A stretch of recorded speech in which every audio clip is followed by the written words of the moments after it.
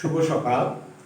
নবম এবং দশম শ্রেণীর সকল শিক্ষার্থীদের শুভেচ্ছা জানিয়ে আজকে ক্লাস শুরু করতে যাচ্ছি।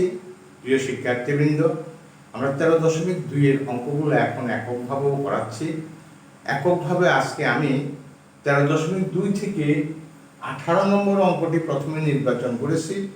18 করার পর সময় থাকলে আমি 19টা তোমাদেরকে তৎসঙ্গে দেখিয়ে দেব। প্রিয় শিক্ষার্থীবৃন্দ, আমার ক্লাসটা যদি তোমাদের ভালো লেগে থাকে, আমার ক্লাসে যদি তোমরা উপকৃত হও, তাহলে তোমরা যারা আজও আমার ক্লাসটিকে বা আমার চ্যানেলটিকে সাবস্ক্রাইব করোনি, তাদেরকে আমি অনুরোধ করব আমার চ্যানেলটি সাবস্ক্রাইব করে বেল বাটনে ক্লিক দিয়ে তৎসঙ্গে লাইক, কমেন্টস এবং শেয়ার করে আমার চ্যানেলটিকে গতিশীল রাখবে, এটুকু প্রত্যাশা রাখি। চলো আমরা পাঠে মনোনিবেশ করি। আমি বোর্ডে যে প্রশ্নটি উঠিয়েছি তা নিয়ে এখন আলোচনা করব। আমার বোর্ডে ছিল 18 নম্বর প্রশ্নটি। 18 নম্বর প্রশ্নটি ছিল প্রথম n সংখ্যক স্বাভাবিক সংখ্যার ঘনের সমষ্টি 441। 441 n এর মান কত? ওই সংখ্যাগুলোর সমষ্টি নির্ণয় করো। এখন আমরা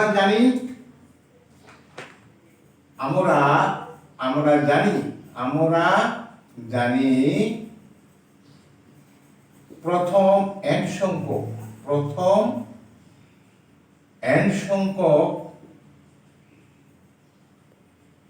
স্বাভাবিক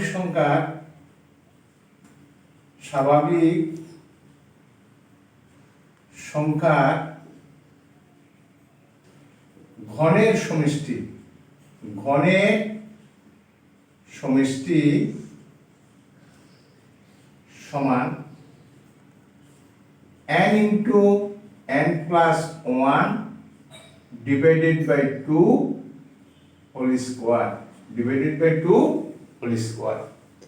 এই যে প্রশ্নটা সেট, এই সূত্রটা, তাহলে আমার এখানে আছে ঘনের সমষ্টি আছে কত? 441। তাহলে আমি প্রশ্ন মতে এইটা সমান এই সংখ্যাটা, এই রাশিটা সমান এই রাশিটা লিখতে পারি। এই রাশিটা সমান আমরা প্রশ্ন মতে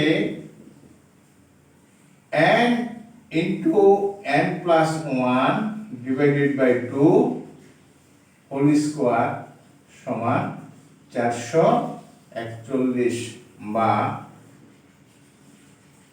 n into n plus 1 divided by 2 is equal to 21। বর্গমূল করি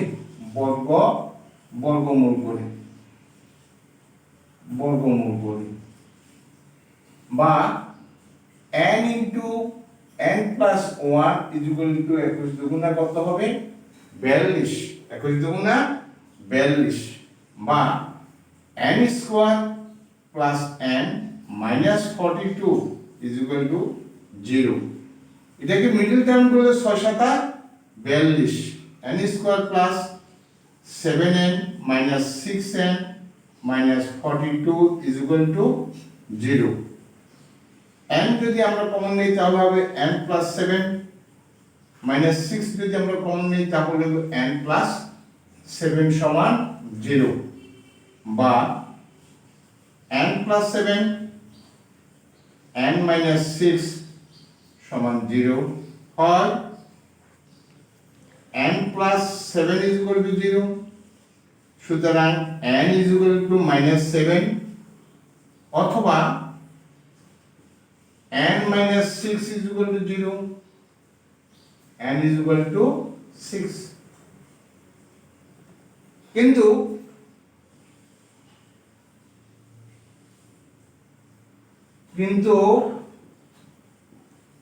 n is not equal minus 7, কারণ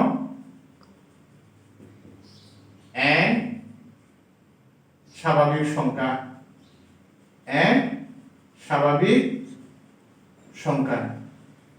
তো n স্বাভাবিক সংখ্যা হলে স্বাভাবিক সংখ্যার মান ঋণাত্মক হতে পারে না।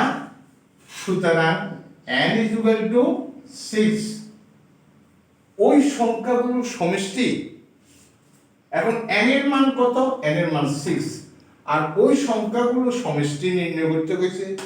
সুতরাং ওই সংখ্যাগুলো সমষ্টি, ওই সংখ্যাগুলোর সমষ্টি সূত্র হচ্ছে n into n plus 1 divided by 2।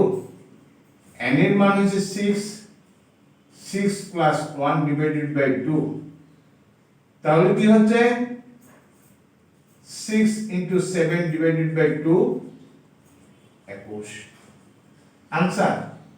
আনসারটা হচ্ছে 6, 6 এবং 21। প্রিয় শিক্ষার্থী, আমাদের মোটামুটি 18 নম্বর অঙ্কটা আমরা এখানে শেষ করতে পেরেছি। 18 নম্বর অঙ্কটার মধ্যে আমরা প্রথমে তোমাদেরকে একটা কথা বলবো আমি, সেটা হচ্ছে প্রথমে সূত্র সম্পর্কে তোমার ভালো ধারণা থাকতে হবে। সূত্র সম্পর্কে তোমার ভালো ধারণা থাকতে হবে। বর্গের সমষ্টি, স্বাভাবিক সংখ্যার সমষ্টি, তারপর ঘনের সমষ্টি, এই সূত্রগুলো যদি তোমার জানা থাকে তাহলে তুমি অঙ্কটা অটোমেটিক করতে পারবে। এখানে আমাকে ঘনের সমষ্টি দেওয়া আছে। ঘনের সমষ্টি জানি n into n plus 1 divided by 2 whole square. তো n into n plus 1 divided by 2 whole square হলে এটা সমান, এটাও ঘনের সমষ্টি, এই 441 ও ঘনের সমষ্টি।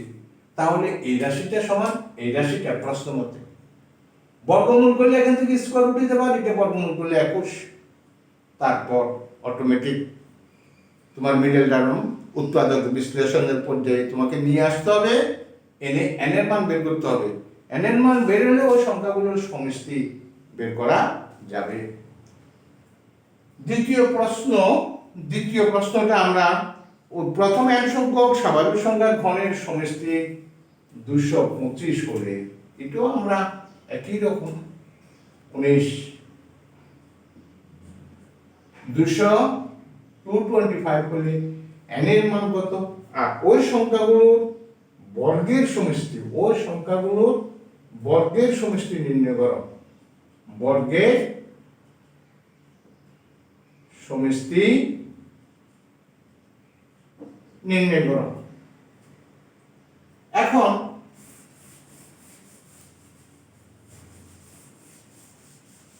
আমরা প্রশ্নটাকে কিছুটা শর্টকাট করে নিয়েছি। আগের প্রশ্নটা আর দ্বিতীয় প্রশ্নটা একই প্রশ্ন হওয়াতে আমার পরিশ্রম অনেকটা কমে গিয়েছে। কিছু জিনিস মনে রাখতে হবে। তাহলে এখানে কি বলছে, প্রথম n সংখ্যক স্বাভাবিক সংখ্যার ঘনের সমষ্টি 225। আমরা জানি প্রথম n সংখ্যক স্বাভাবিক সংখ্যার ঘনের সমষ্টি n into n plus 1 divided by 2 whole square. তো প্রশ্ন মতে এই রাশি সমান 225, আমরা 225 লিখতে পারি। 225 যদি বর্গমূল করে এখান থেকে যদি স্কয়ারটা উঠিয়ে নেই, বর্গমূল করলে স্কয়ার উঠে যাবে n plus n into n plus 1 divided by 2 is equal to 15। লিখলাম বর্গমূল করে বর্গমূল করে। আশা করি বুঝতে পেরেছো। বা n into n plus 1, n plus 1 পুরো দুগুণা 30। ওই আগের অঙ্কটার মতোই সেম ভাবে এই অঙ্কটা করতে হবে। 5 6 30, n square plus 6n minus 5n minus 30। কারণ এই 30 এর মিডল টার্ম অনেক কিছু হয়। 30 গুণ 1 হয়, 15 গুণ 2 হয়, 3 গুণ 10 হয়, 5 গুণ 6 হয়। আমাকে দেখতে হবে যে আমার মধ্য রাশিটা কোন দুটো রাশি যোগ বা বিয়োগ করলে মধ্য রাশিটা মিলবে। তাহলে 6 আর 5, 6 থেকে 5 গেলে 1, n এর সহগ 1 আছে। আমি সেভাবে এখানে চিন্তা ভাবনা করতে হবে।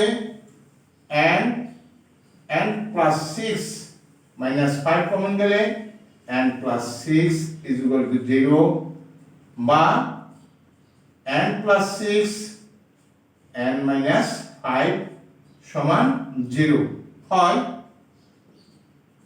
n plus 6 is equal two 0, n is equal two minus 6, অথবা n minus 5 is equal two 0, n is equal two 5। কিন্তু ওই যে কথাটা n এর মান ঋণাত্মক হতে পারে না, কারণ n স্বাভাবিক সংখ্যা। কিন্তু n is not equal -6, কারণ n স্বাভাবিক সংখ্যা অথবা n এর মান ঋণাত্মক হতে পারে না স্বাভাবিক সংখ্যাতে যাই লেখে। সুতরাং n is equal to 5। এখন আমার n এর মানটা পেয়ে গেছি। n এর মান কত? n এর মান কত? n এর মান 5। তারপরের কথাটা হচ্ছে ওই সংখ্যাগুলোর বর্গের সমষ্টি। সুতরাং ওই সংখ্যাগুলোর বর্গের সমষ্টি, ওই সংখ্যাগুলোর বর্গের সমষ্টি, বর্গের সমষ্টি সমান কি হবে? n into n plus 1 into 2n plus 1 divided by 6, n into n plus 1 into twice n plus 1 divided by 6। n এর মান হচ্ছে কত? 5। 5 plus 1, 2 into 5 plus 1 divided by 6, 5 into 6 into 5 দুগুণে 10 এর একে 11 সমান 6। 6 থেকে কাটা গেলে 5 11 কত? 55। आंसर 5 এবং 55। প্রিয় শিক্ষার্থীবৃন্দ,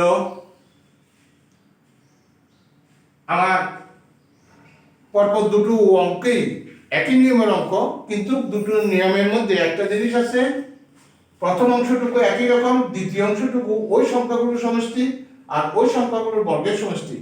এখানে দুটো সূত্র এসেছে। প্রথমটার মধ্যে এসেছিল n into n plus 1 divided by 2, দ্বিতীয় বর্গের সমষ্টির সূত্র হচ্ছে n into n plus 1 into twice n plus 1 divided by 6। এই সূত্রের মধ্যে এখানে পার্থক্য আছে, এটুকু একটু খেয়াল করতে হবে।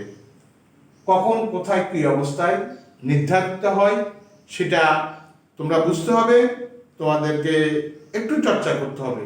আমি আবারও বলবো, তোমরা চর্চা করো। তোমরা চর্চা করলে তোমরা ভালো ছাত্র হিসাবে নিজেদেরকে সামনে আনতে পারবে। আমি প্রত্যাশা করি যে সবাই ভালো রেজাল্ট করবে। আজকে আর ক্লাস দীর্ঘায়িত করবো না, আমার ক্লাস আমি এখানে সমাপ্তি ঘোষণা করতে যাচ্ছি। যাওয়ার পূর্বে আবারও একটা অনুরোধ, কেউ যদি সাবস্ক্রাইব না করে থাকো তাহলে সাবস্ক্রাইব করবে, শেয়ার করবে, তোমার বন্ধুদেরকে, তোমার আত্মীয় স্বজনকে জানাবে আমার চ্যানেলটি। এটুকু প্রত্যাশা রেখে তোমাদের সুস্বাস্থ্য কামনা করে, আমার জন্য আমি যেন ভালো থাকি সে দোয়া রাখে, দোয়া করবে, এই প্রত্যাশা রেখে এখানে শেষ করছি।